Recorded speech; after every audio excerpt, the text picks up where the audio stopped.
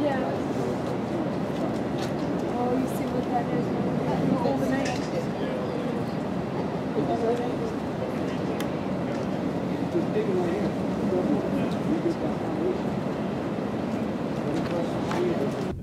All right. $12 billion.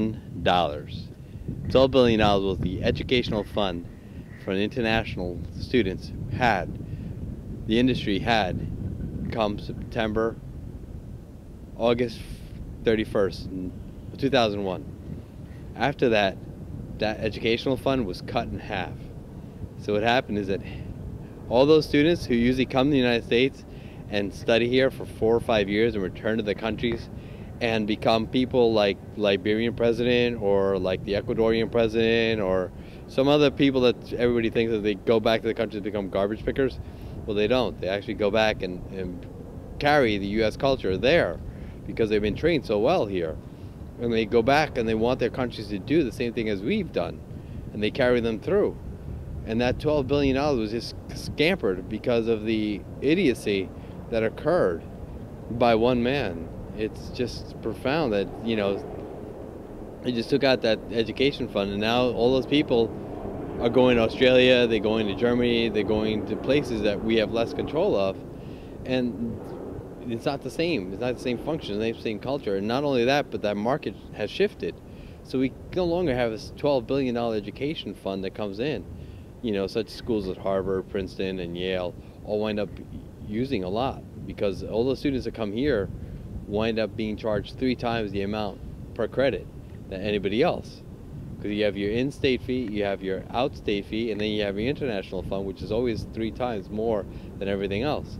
So you're paying $55 per credit hour, you're now paying $155 per credit hour. So, yeah, it's incredible. But, you know, not only that, but the people, we no longer educate the folks who are coming here to America. We no longer have their culture, their understanding.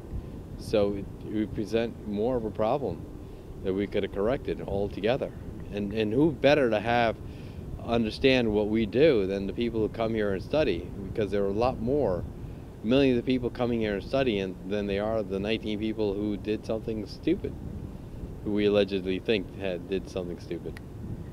But nonetheless, you know, it's all thermite to me. What is Thermite? It's an ingenious little device that's used to blow up metals and infuse a great deal. It has a melting point that's higher. It's meant to go through metals. Thermite has to be put in like little paste. Yeah, it's got to be, you know, clay. It's like think of a big clay packet that gets put on there, and it's got to, you know, have a detonator like clay. You can grab it, move it, mold it, and play with it. The moment you put an electric shock through it, electricity through a static charge, that's when it becomes.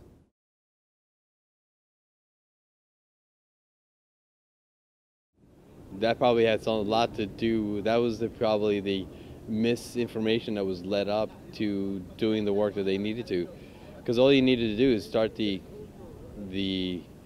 reaction to starting at a certain point. You know, the first 10 floors were the ones that annihilated everything, and then that inertia continued all the way down. But the thing is that, you know, you have to think of the 29 pillars that all went down. If you have one pillar going down, that would be one thing, and then the other ones followed after that. That'll be, you know, that's pretty much okay. But if I gave you 29 quarters and asked you to flip all 29 at the same time, and they all turn up heads, you think a little bit strange would happen, right? You know, you would question that idea. But 29 little towers that held the building came down at the same time all together, all the way down throughout. And they did it in 3 separate buildings that were supposedly, let's see, burning the same thing you would burn in a barbecue. And nobody's barbecue has fallen apart since. Did you ask permission to film outside? What's that? We were what? Did you ask permission to do any They pointed us in this direction. We didn't. They pointed us in this direction. I don't know what you. Who pointed? The cops that were over there. Why? Yeah, anyway, I guess our interview's over.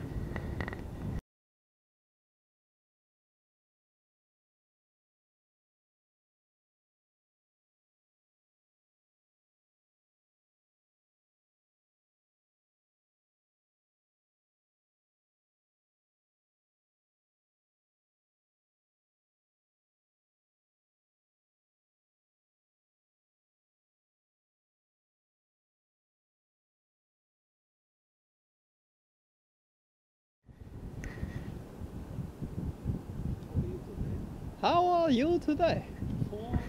Four. Do you know how Chinese say rabbit? They say rabbit.